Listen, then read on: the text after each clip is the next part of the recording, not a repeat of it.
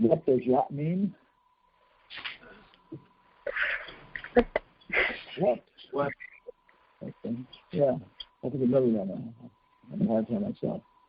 Okay, so next slide, number 4, translation. My dear Father, please describe factually the symptoms of this manifest world. What is its background? How is it created? How is it conserved? And under whose control is all this being done? Okay, we're trying. Yeah, I apologize. We're saving like $80 a month by not having internet in the office, and I go to somebody's house or somebody's house every evening anyway, so we have the internet there. And during the daytime, we're just using our smartphone, and I discovered I'm getting more work done too. It's nice and right. So anyway, I was kind of looking at it here because I have this extremely analogical mind. I want to break everything in little parts. So I guess analogical Friday. So basically, I think the next slide, if you go to number 5, slide 5 there. Yeah, okay. Number 5. Then these are the 5 things he's asking about.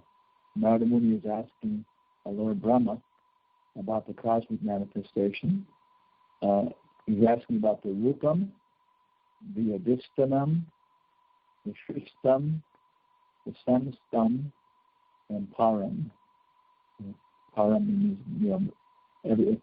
Param is like all the Rupam, the Adhistam, Shristam, and Samstam are all within the Param.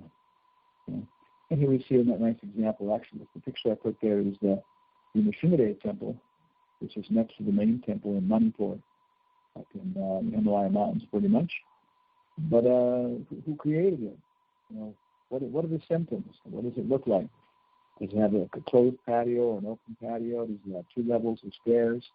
Where did it come from? How is it resting? Okay. So number 6, next slide. So to look at the background of these verses and these questions, because he's asking these questions, but to look at a little background, in this canto so far, there's been Sukadeva Swami talking to Maharaj Pariksit, chapters 1, 2, 3 of this canto. We've read those. And he explains, meditation on the hearing aloud and meditating on the Virat Rup, the first step in God realization, pantheism. In the second chapter, he goes to the ordinary heart, mysticism, or Paramatma, And third chapter, Bhagavan, pure devotional service to changing heart. Because realization of Sat and Chit, Brahman, Paramatma, Garbhadaksha Vishnu, Shirdaksha Vishnu, these are still contaminated with our own selfishness. We don't want Krishna to really become a full person. Yeah, I see the hand of God and things. For example, several Jewish people have told us that in Jewish culture, God is so great we can never know him. He's always one step ahead of us. So basically we can see his footprints and hear him talking out of a burning bush, something like that. But we can never quite catch up with him. What I would say we might consider actually is because we don't want to catch up with him. And so there's still a little bit of impersonalism in Paramatma realization without Bhagavan. Of course, in Bhagavan, when we realize what Paramatma is, that's Krishna's hand, that's Krishna's nature, so Sukadeva Goswami in 3 chapters, Brahman, Paramatma, Bhagavan, pantheism, mysticism, monotheism, like that, everything. But then Maharaj Pariksit says, that's very nice, that's a wonderful presentation, and so purifying, but I need to be more purified. Because he had given up his house, horse, wife, kids, kingdom, being everybody's best friend, but still he was attached to his body, still he was conscious of his body. And if you're going to be bitten by a snake bird, or run over by an automobile and hear your pelvis being crushed under the wheels of the car, it's like, good thing not to be conscious of your body. Well, it's at a very great distance. Poor fellow, that's what his pelvis crushed. But the dump truck, crunch, crunch. Yeah. So look at it from the very attached fashion like that. Yeah. And so by hearing Srimad Bhagavatam, we have to come to this ecstatic position. What is it? Gopal Bhatta Goswami, he used to recite Srimad Bhagavatam, I think it was in 6 different tunes or something, And other Goswamis would listen to him. He would go over and over and over again. And of course, in ecstasy. They're watching the audience, see how they react, everything else. So that was the first part. Now we're in the second part, which is Brahma to Narada. And Narada is asking Brahma, and Brahma is telling the basic thing. What is this material world? What is the spiritual world? And how to go from here to there? And then the class finishes. Do you have any questions? And sometimes the student does. Other than that, then the teacher says, okay, now you go and explain it to other people. That's the basic process. Of course, in the previous chapter, number 4, before he started, speaking Srimad Bhagavatam, Sukadeva Goswami gave so much glorification. First he said, let me offer my obeisances to the Lord who is. Namo Namaha, Namo Namaha. And then he said, he'd be pleased with me. He'd be pleased with me. Prasiddhatam. And he'd be satisfied with me. So I can describe these things. And the Lord he was describing, if you look at it, pretty much again, it's the Lord who creates this world, the Lord who maintains this world, the Lord who enters in, the Lord who's everybody's friend. So pretty much he's not going on beyond Mahavishnu, that aspect of Paramatma, at this level. And then finally, in the last 3 chapters, 8, 9, 10, there's a variety of things, but especially there's the Vishnu to not Vishnu to Narada, Vishnu to Brahma. I had a mistake there. Vishnu to Brahma, not to Narada. And that's the 4 nutshell verses, which all of us who are Bhakti Vaidavas should know. And I memorized them and forgot them. Aham evasam evagre nanyadyad sarasat param taschadaham yari tachcha yavashishya sosmi aham. And the rest I can't remember. So you have to find some way besides memorizing them, but also refreshing them memory. And but pretty much that's using them. And you see Prabhupada using the important verses again and again. So if we just take the time to cover it when we see it and try to recite it ourselves and let it go into our heart, then these important verses will be right there, very solid, foundation piers in our philosophy. So that's what we are now. This chapter, this conversation between Narada and Brahma is starting, and not too surprisingly, it starts off with questions. Let's go on to the next slide, which is, I can't really remember on it, something. Okay. So now you should see basically the questions. I'm going to read through those. This is 251, maybe about like eight verses, where Narada asks his questions and basically establishes the what do you call it? The whole format, because Brahma is just going to ask him. Sri Narada Muni asked Brahmaji, O chief amongst the demigods, O firstborn living entity, I beg to offer my respectful obeisances unto you. Please tell me that transcendental knowledge which specifically directs one to the truth of the individual soul and the super soul. So we're not going to Krishna and Goloka. My dear Father, today's verse, please describe factually, the symptoms of this manifest world. Which is actually the symptoms of this manifest world. And that was rupam. So symptoms are rupam. What is the form? What do we see? What is its background? That's the adishtam. How is it created? System. And how is it conserved? Because after everything is finished, where does it go? So how is it created? How is it manifest? And how is it conserved after it's not manifest? And behind all of this, who is controlling all this? Under whose control is all this being done? Next slide, number 8. Okay. My dear Father, all this is known to you scientifically, because whatever was created in the past, whatever will be created in the future, or whatever is being created at present, as well as everything within the universe, is within your grip, just like a walnut. Okay. My dear Father, what is the source of your knowledge? This is interesting now. Okay. He's asking about this. Under whose protection are you standing? And under whom are you working? What is your real position? Do you alone create all living entities with material elements by your personal energy? This is significant because Bhagavatam is being aimed at a very intelligent audience for the most part. Of course, it's very, very good for simple people, but actually it's the most elevated Sanskrit, most elevated poetry, everything else, and it's taking part of the whole culture, which is spread all over India,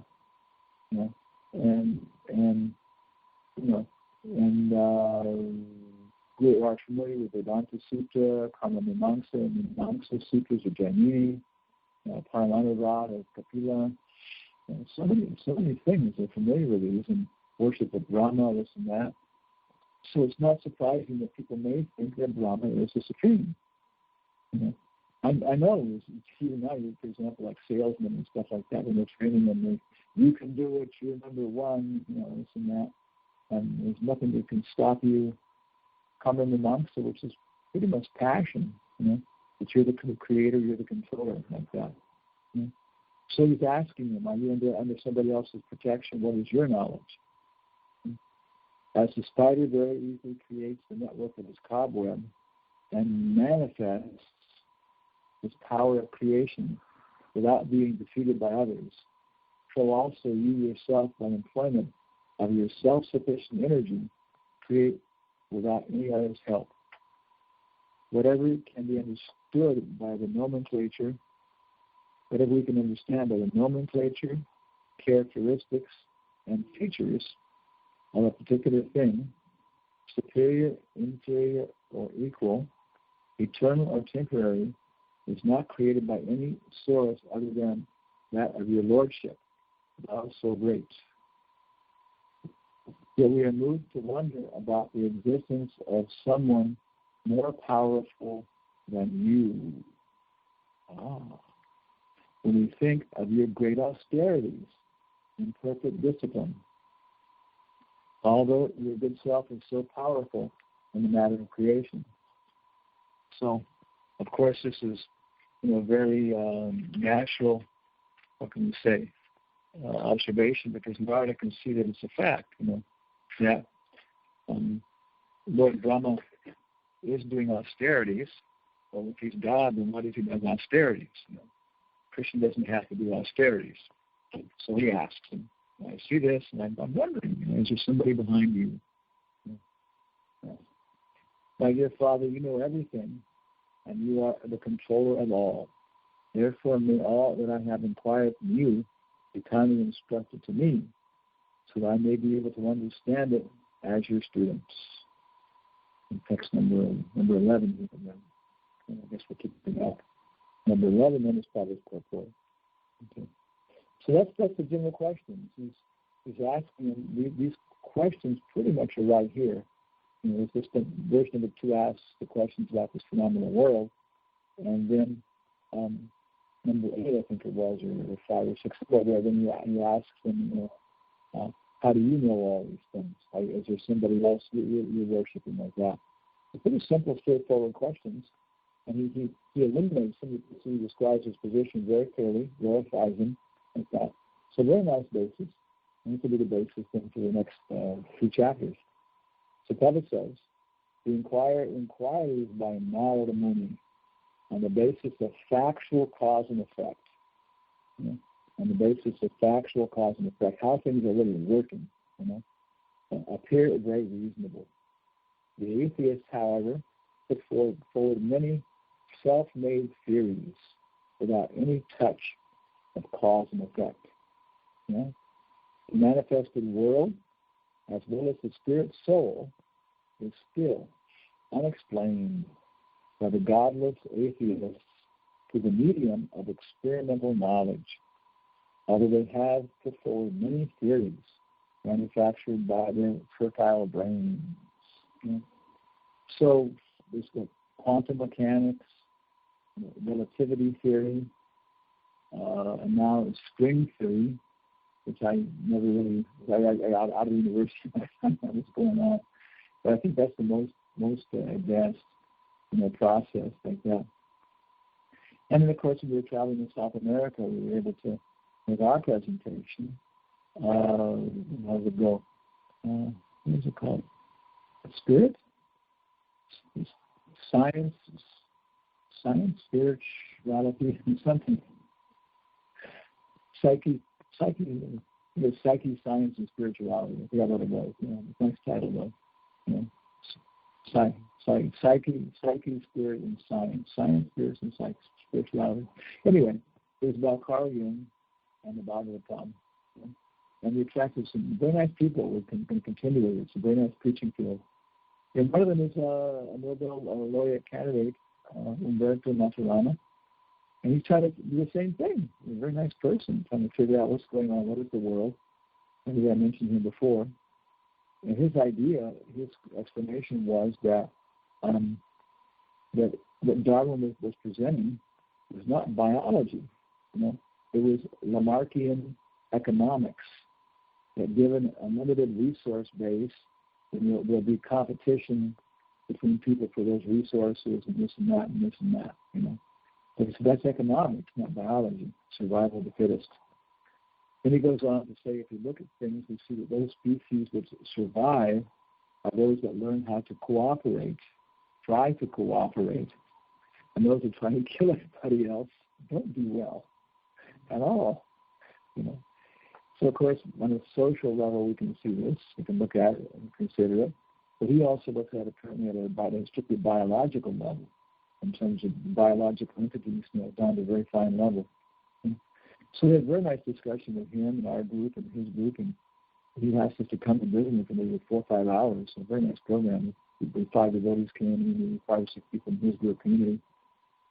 And so I would say in terms of our perspective, he's a little beyond the route, but basically what the Bhagavatam is describing, as we understand, is Hiranyagarbha.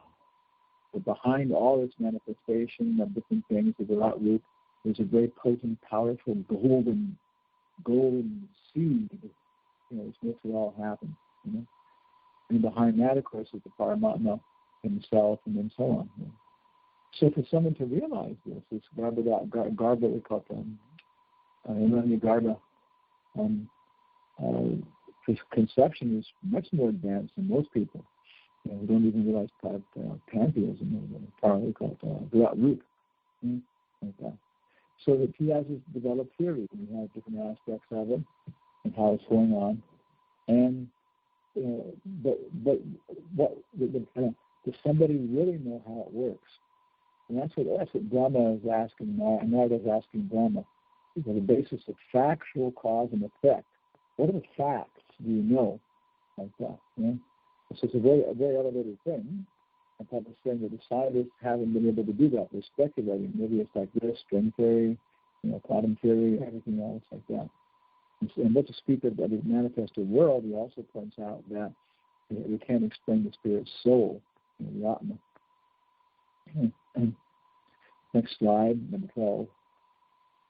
Contrary to such mental speculative theories of creation, however, Narada wanted to know all the facts of creation in truth, and not by theories. Next slide, number 15. Transcendental knowledge,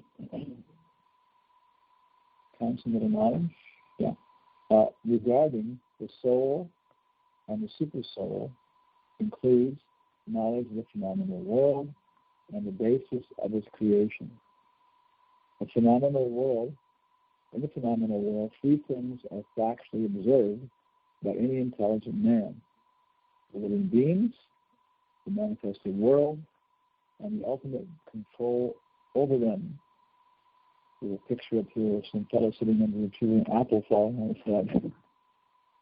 Which is like, Sir Isaac Newton, that's the story. It's supposed to be invented the law of gravity when an apple fell on his head.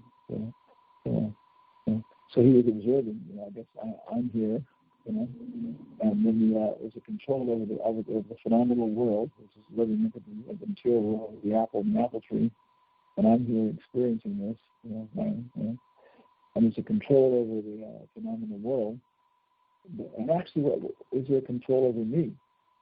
So we've mentioned this, that actually he was he was a theologian, actually. He wasn't a materialist. He was a theologian, and his study of material nature was to see how God is doing this, how God is actually controlling material nature, as well as, God is being the master of the living entities.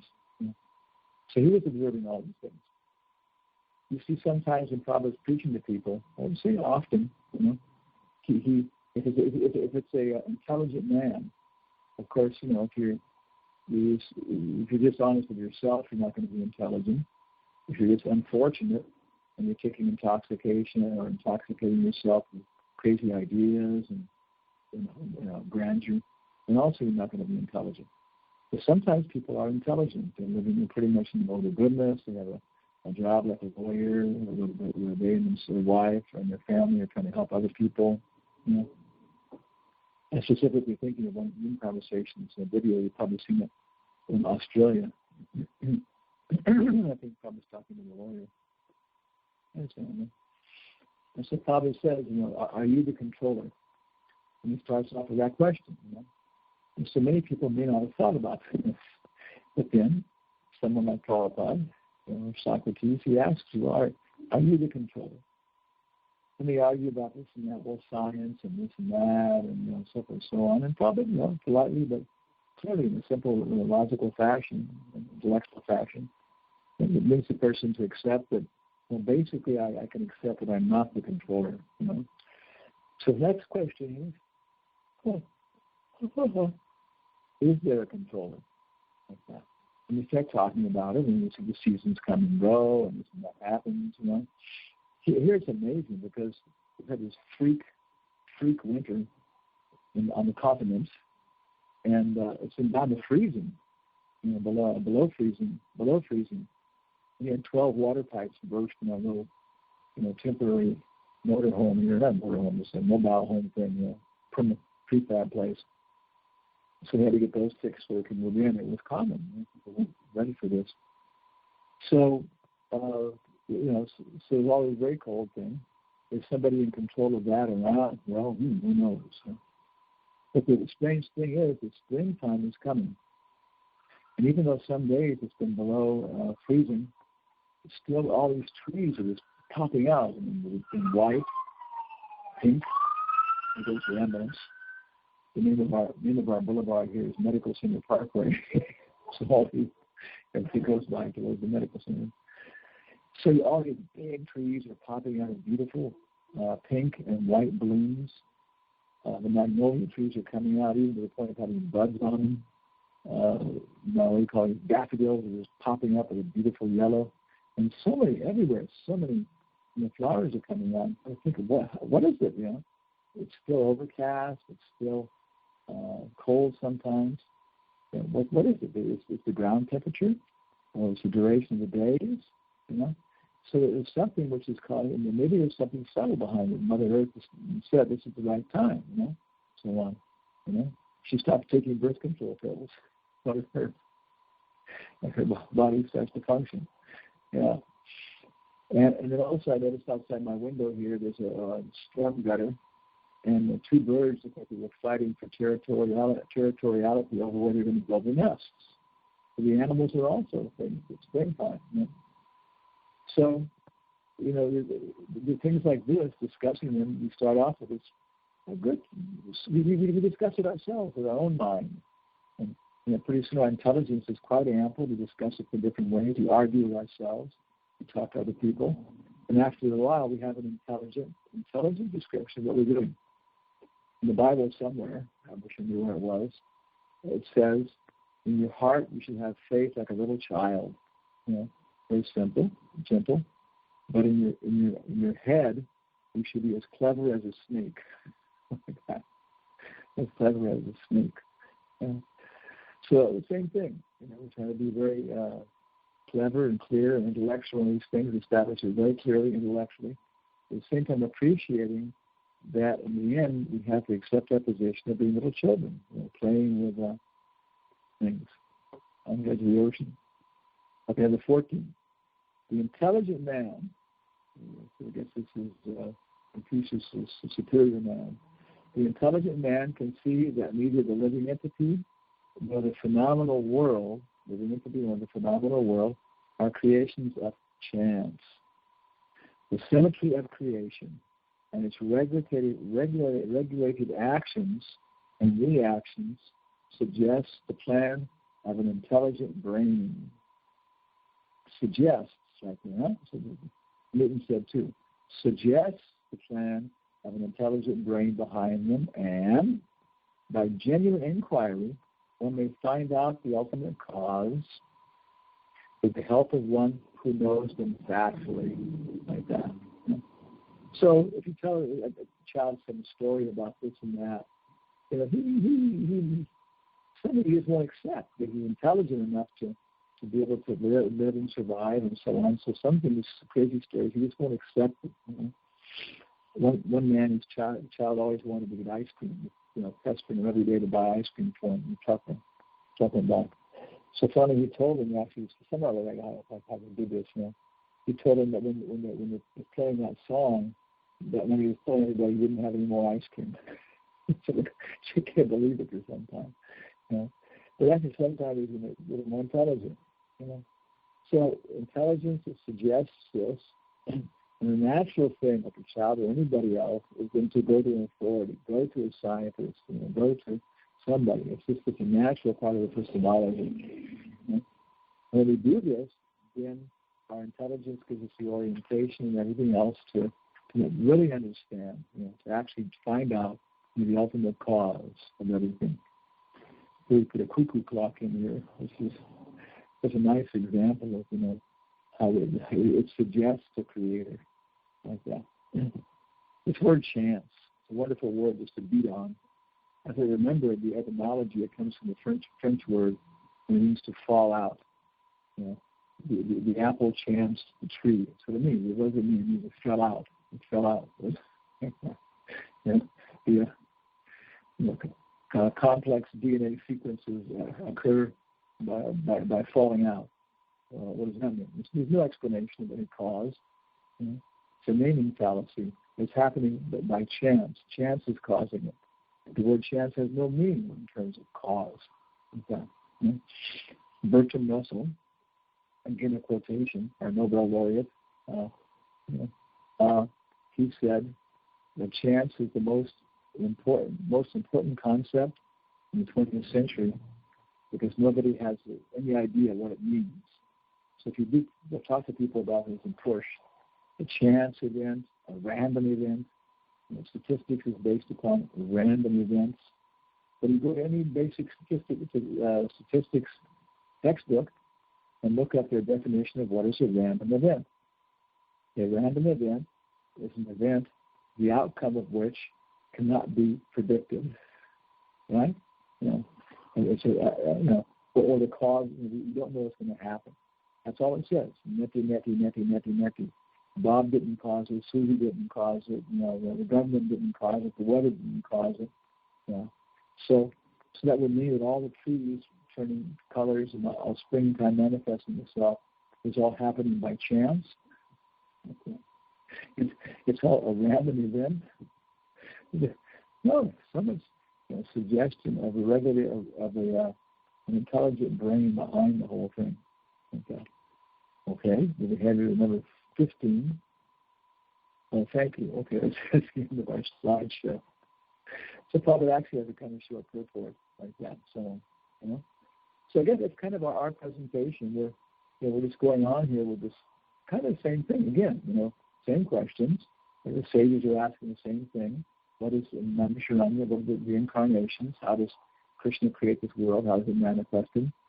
But now we're going back to the person who spoke it to Narada Muni, who spoke it to Vyasadeva, who spoke it to Sukadeva Swami, who spoke it to Sutta and Maharaj Pariksit, who's speaking it to the sages of Naimisharanya. So we'll take it back, and to the original source, we can understand that going through this kind of parampara type thing. So any questions or comments?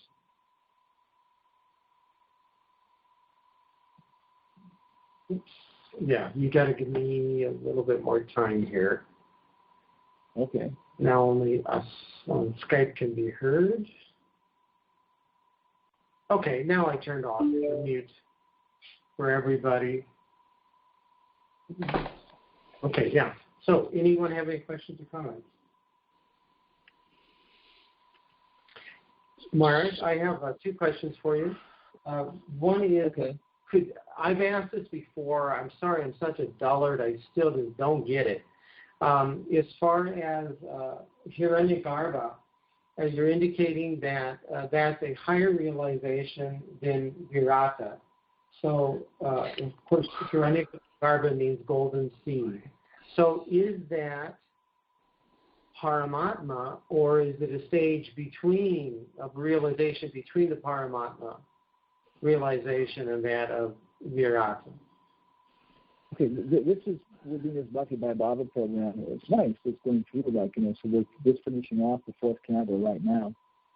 And the real creation of the material world in detail, of course, is going to occur right now.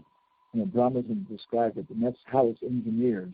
And that's not a surprise because Brahma's an engineer. So he's really going to get into the details of how he set it up. And how the elements manifest one after another, what the hierarchy of the elements is, how actually Vishnu fits in, how they fits in. And then after that, it'll be described again in the last 3 chapters. And so I think it's described what the Virat Roop, this description of creation of the elements, creation of the demigods, what it feels like to be the Virat Roop. And then when it goes to the third canto, we go to what's the 3rd canto, Narada Muni, and we go to Vidura and Udava meeting, and they mostly discuss kind of Leela like that pretty much. But then when he goes to Maitreya, Vidura is supposed to ask about the Dwarka pastimes because they already know about the creation of by Mahavishnu. And so there's something subtler. And the idea is that, the Dwarka pastimes are actually subtler, not a gross compensation for people who are too attached to form. So when he goes to Maitreya, he's supposed to ask about that. But he's feeling a little shy because other people are there, and he doesn't want to hop right into these advanced topics. So he asks them the same thing, the same questions, of Vishtanam, Rupam, Shustam, Param. And so Maitreya again describes how Brahma woke up and Mahavishnu does this and all that kind of stuff. And I think maybe even 2 times or something goes through it. So, and then I think Katila, I don't think Katila goes into it again also. I think it does too. There's the elements, that's for sure. With also Mahavishnu. So we see it 1, 2, 3, 4, 5, 6 times. And in this whole process, that's where, to make it a thesis, I'd have to go back through and give it up all the details. But my observation is that, it's talking about, first off, the Virat Roop conception. And that's just with the form, the whole universe is a form, like that. But what we're conscious of is the manifestation. The trees are the hairs in your body, the trees in the grass are the hairs in your body, the rivers are his veins, the ocean is his stomach, the great mountains are his bones. Okay. Yeah, but behind that, there is like this Hiranyagarbha. And it says that, Kapila Deva says that the Hiranyagarbha yogis, they go to the planet of Brahma, and when Brahma gets temporarily released, they go with him. And they kind of take birth again when he comes back, So, and so that's this conception, Hiranyagarbha yogis. But then beyond that, then, is understanding is coming to the real conception of who's it going to be. Vishnu, Paramatma, that Kshirodakshaya Vishnu and Garbhodakshaya Vishnu are both Paramatmas. And Garbhodakshaya Vishnu is the Paramatma of all the elements, and Kshirodakshaya Vishnu is the companion, Paramatma with everybody, when they come into it. So Garbhodakshaya Vishnu is the Paramatma of this body. So that's where Brahma actually sees him every day. He sees him, face to face, like we see the deities at Mangalarti or something. He sees Garbhodakshaya Vishnu and prays to him, like that, something like that. So I'm still working out the structure of the universe myself, but that's our impression so far. It's this level. You can see the difference. Seeing the gross thing and realizing it's connected, and starting to understand, and feel, and work with, and appreciate, and contact the seed behind that, behind it all. And finally, see the form of it, but with no love. This is the Garbhodakshaya Vishnu form. That's my understanding. Yeah.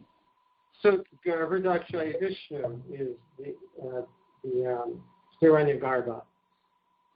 No, it's not quite that. It's the whole point. It's the whole point is that the Hiranyagarbha conception is a little subtler than the Paramatma is kind of like, when we say Paramatma, is Brahman.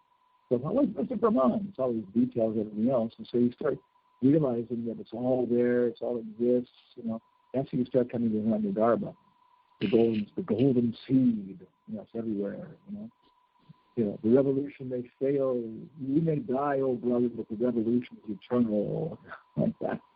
It's these mottos, and people, they realize it, they feel it, But it's like heroic, it's passionate, but they can't describe it scientifically yet, They feel it, like it's, And then after that, when the form of the Paramatma becomes 4 arms, the eyes are like dancing eyes, and the eyebrows like a pair of dancing fish surrounding a lotus flower, and a glistening black body. That's what I think of the full Paramatma. Comprehension is there, and we see him as you see Garbhodakshaya Vishnu face to face with his form. But before that, we're just seeing.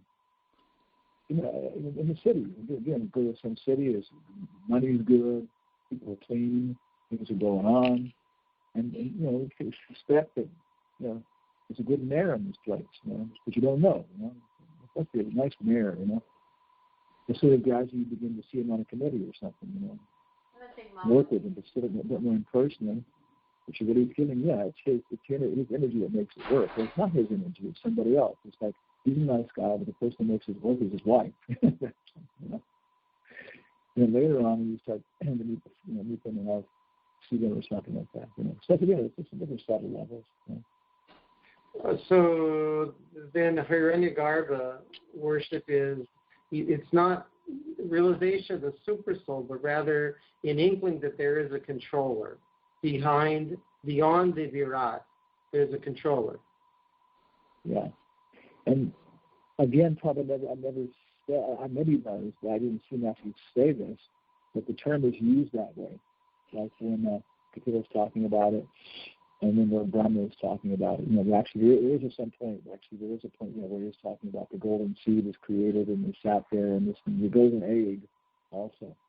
Because Garbha also would seed or egg, like that. Yeah. Yeah. All right, thank you. Okay. Yeah. Raj, you're giving a nice description of spring, and we see that even here in Hawaii, certainly a more subtle form of it, but definitely spring comes.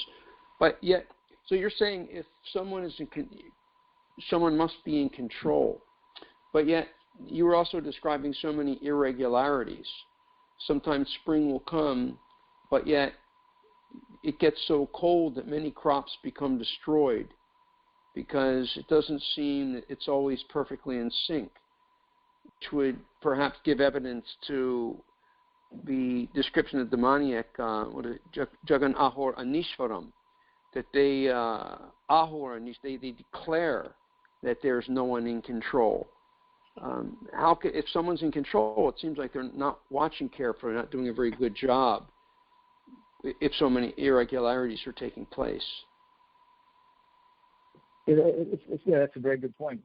And so because that's the Om Purnamadaha Purnamidam. Everything is complete. So there, Prabhupada, I think, talks about a little bit nicely, saying that we see the irregularities and the incomplete stuff because we don't see the whole picture like that. Yeah? And so, the same way is that science can describe things, but the irregularities, and as we start to investigate more, we find the subtler rule, and this more detailed cause and effect like that. For example, a child may see his father goes to work every day, but some days he doesn't go to work. And so he says, "What is that?" "Oh, 2 days of the week he doesn't go to work." Huh? And I remember specifically that every day had a number and a name. And why do you need two things? Well, one is give it a name or a number, I was sitting in my kitchen. I must have been maybe like about 3 years old or something. And so then I kind of accepted it, but it just didn't make sense. Why do you have to have two designations for things, so on. But that's because there are two different, two different cycles or rhythms going on like that. So I think it's our point is that, we're not trying to force anybody, but as we go on, we begin to discover, even the irregularities and stuff like that, they're coming for a certain purpose, And it's kind of like, sounds like weasel words, is that, God agrees that those people who don't want to see him, then he'll create a situation that they can believe it, So it sounds like, of course, the other side of the coin is the same thing too, is that, I don't know how they explain the regularities. Our regularities, how they explain that, that's more difficult. It's more difficult to start with chance and come to regularities than to have some irregularities and say that God's a person and he's like, giving you a chance to deny his existence. Which I think in social relations, when it comes to social relations, I think it's very natural because you see those parents and authorities, and anybody who's an authority, they know. So they don't push people. You've got to give them a chance to, to have their space and stuff, and even though it's not proper, and to think they're in control, and let them experience the hard way. But that's about it, kind of as much as I would be able to kind of talk about it, because it's a good argument. We could also say, I guess, that the irregularities are all part of the perfection and the fact that someone is in control, because if we can accept the law of karma and decadence and misbehavior, then irregularities will come. A child may be chastised if his behavior is poor, and with all the decadence we see in our society, it would perhaps, from another angle of vision, give credence that there is someone in control, that things are not going to go perfectly. If there's going to be slaughterhouses and there's going to be abortions and all of these things, then as a natural consequence, someone is in control, and reactions come, and these irregularities are all part of the perfect control.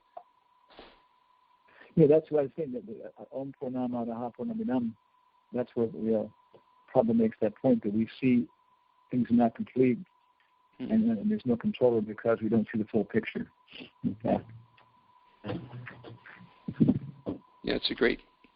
So many times, again and again, subject. The school of hard knocks. Everyone knows this. Even the atheists, everything else, is that everybody knows that people have to learn the hard way. It's just that's like a universal rule. So we've got to give people a chance to mess things up and so on. So the irregularities and stuff like that, or somebody's creating it or something like that. It's interesting, because the Earth is turning and this and that. And where do the irregularities come from? Our speed is regular, rotating, and everything else, and it's kind of strange. And where do they come from? The irregularities, because everything else is so bizarre. Because how do the regularities come by chance? Okay, but once you got them, and then if I saw these regularities, then chance is still acting here and there, creating earthquakes and shifting the continents, and so So crazy.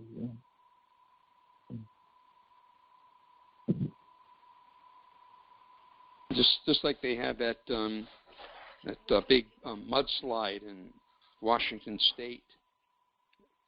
It just came sliding down, and so many people were just buried in mud.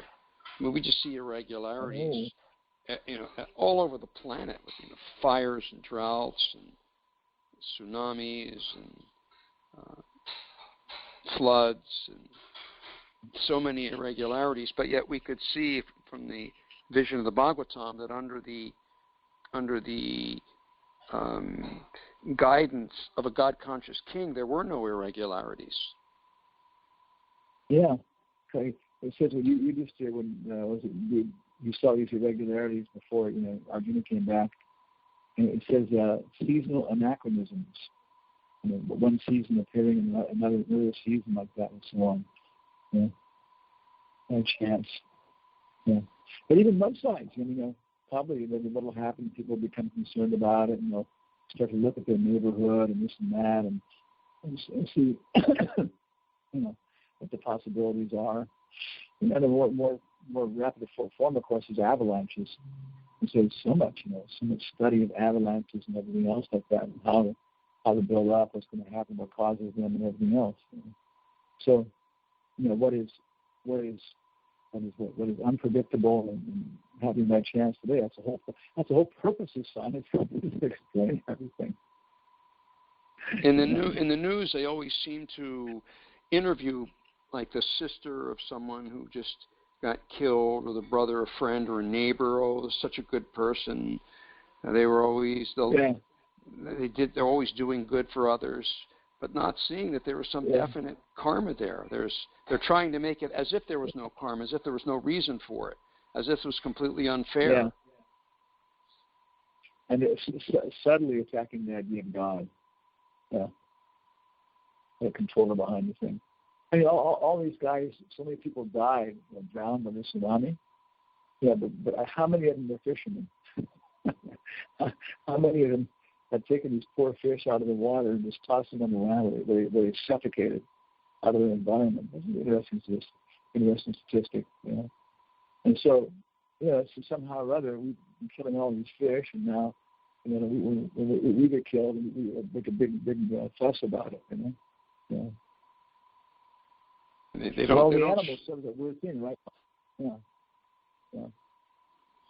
These people sitting around eating steaks and burgers and hot dogs and chicken and chips and fish and all that, chicken nuggets, whatever all this stuff is, and it's not surprising that awful things happen, but they don't show that. They make it appear as if this was completely innocent person. Srihari, he's like Das. He's his boss is directly works with the head of water resources for the state of Idaho, and so he talks to the guy. He's PhD, nice devotee, very friendly terms, and he's telling us now people now they suck so much water out of these underground aquifers that it's the law. You have to pump back in salt water or mud and stuff.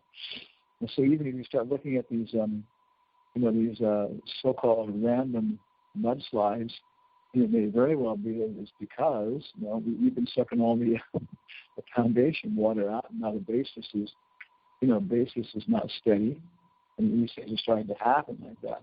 I'm not saying every case, but again, you start getting into it. It may not be that God is all that capricious. It's actually because of the things we're doing to nature. We're sucking her blood and tissue out, and then she has a natural vomiting reaction or something, we blame her of that. So it seems like very, it's pretty much simple. It's actually one simple verse, and not very complicated. Then after this, Brahma will go ahead and say, yes, wonderful question. You're such a nice person, asked us a nice question for all of our benefits. And he's saying, then he has to describe Krishna, his Lord. It's very nice, his description. And maybe our question about Hanumatpresaka will be a little more answered. the whole thing, each time you go through it, you're more attentive. You have a hypothesis about what's happening, what's not happening. And so you can study with more intelligence. It's going to be nice, seeing how Brahma actually describes his Lord. Was full of kind of rasa, and then and part of the whole process will be then also how that Lord incarnates. This is one whole chapter. And then specifically, Brahma will go into the greatest detail we've had so far about how the elements are created and so on. And in this basic description, and you can go from this to like into Gandharva Veda, Arya Veda, Vastu Veda. For example, the first element is space, which is created by sound, like that. So you be conscious of this during a kirtan. You realize that, the rhythm, and the tonality, it starts to create a whole kind of like space, for the song and the music and the kirtan and the incarnation of the holy name. It has this space, this texture, color, all this kind of stuff. But this is the first result of a good kirtan is a desire to dance. Okay. So first is space. Then after that comes prana, and then texture. Color. Texture, then color, like that. So that's just Gandharva Veda. Is that it has to come to this point where the rhythm is there, where people start to want to dance, move, and when that happens, then you can start having color in the kirtan like that and stuff. Other sciences too. So really studying these things and thinking about them, you actually really fit into your life. You can actually see how you practically work. It's a very, very good description of nature. So I guess that's it. Any more questions? I guess then we should go on here with our process. It's noontime. Hare Krishna Maharaj, thank you so much for giving class today. I hope this isn't too much off the subject, but you were speaking about making some speculations about mudslides and earthquakes and tsunamis and such. I was just wondering, and maybe ISKCON made an official statement, I don't know, but a large number of cows froze this past winter. And I've thought about this a lot because Krishna loves cows so much, and I just wondered if you had any speculation on that. No. Okay. That's what is it? What is it? You take. I think you take birth as a cow. One of these the misfortune of cows if you kill a cow, something like that. Probably I get told of the Dharma Shastras, with 81 Dharma Shastras, 24 Dharma Shastras. And they describe these things, like what the reaction is. Like if you kill a cow, and you take birth as a cow 100 times and you get killed, or something like that, or 1,000 times. And of course, I think there's a difference in killing an innocent cow, milk cow, and then killing some, horrible cow, bad character, born to be, eaten and so on like that, different reaction. But that's, I think too, is a Krishna likes the Brahmanas too, but they're also Brahma Rakshasas. So on.